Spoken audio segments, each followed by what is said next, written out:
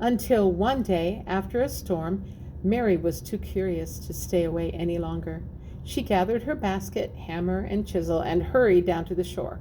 Her brother Joseph came along too, and when he found an enormous fossil, they forgot all their troubles, at least for a while.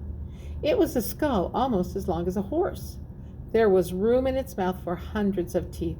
Mary stared at the eye sockets, great gaping holes, and pictured the eyes that once filled those spaces. After digging and searching, and more digging and more searching, Mary found the rest of the creature. Its ribs, its backbone, everything. The skeleton was too long and heavy for Mary to move by herself. She needed the help of several people to haul everything away, all the way home. They carried the bones, still encased in rock, into the dim, dusty workshop. Mary looked around, and then she picked up her tools. It was time to get to work. Slowly, she chipped the rock away. She cleaned and shined the bones. She studied them closely and saw how they fit together. When she was finished, she was certain that every bone was in the right place. She stood back and stared. What was this creature? Some people said it was a monster. Mary thought it was simply magnificent. The skeleton was sold and sent to a museum in the city of London. Scientists there couldn't wait to see it and name it. It was the first complete skeleton of this creature that anyone had ever found. This creature, the scientists believed, lived millions of years ago. They wanted to know more about the Earth long ago, and the bones helped them to do that.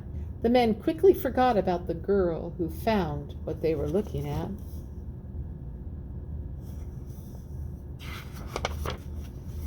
After much talking and arguing, the scientists named the creature. They called it fish lizard or ichthyosaur. The ichthyosaurus was put on display so everyone could see it. When people asked who found this creature, sometimes Mary's name was mentioned, but most of the time, no one talked about Mary. The men who studied the creature and named it were mentioned instead. They were scientists. They were experts. Mary was just a poor girl without much education who was lucky to find the creature. What did she know? Mary knew plenty of things, and as the years passed, she learned more and more. She cut open dead fish on her kitchen table so she could see how they looked inside. It was messy work, but Mary wanted to learn all that she could about fish. Maybe, she thought, this knowledge would help her to understand the fish that lived in the past.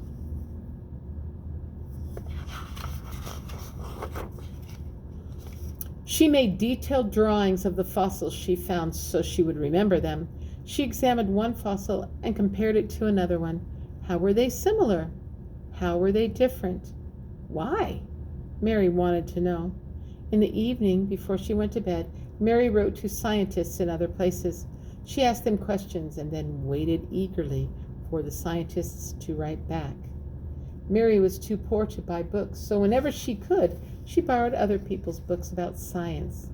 After she had read them, sometimes several times, she wrote down the important ideas. Mary didn't know at the time, but she was doing the same work that all scientists did.